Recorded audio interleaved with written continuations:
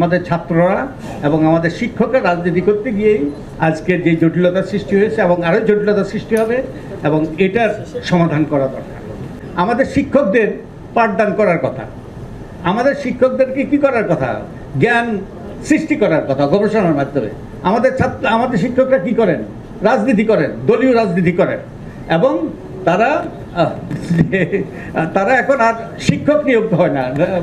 এই যে বিশ্ববিদ্যালয়গুলিতে নিয়োগ হয়, ভোটার নিয়োগ হয়, ওই লাল দলের নীল দলের জন্য ভোটার নিয়োগ হয় এবং আমার পরিবারও তার মাঠে দিয়েছে, তার ভূমিকা আমরাও হয়েছি। তো এর থেকে যদি আমরা উত্তরণ না ঘটাতে পারি তাহলে আমাদের রাজনীতিও ভালো চলছে না, ভালো চলবে না এবং আমাদের এই শিক্ষাঙ্গনও ভালো চলবে না। তাহলে আমাদের যেরকম সংস্কার দরকার ঠিক তেমনিভাবে ছাত্রদেরকে ছাত্র হতে দিতে হবে, শিক্ষকদেরকে শিক্ষক দিতে হবে।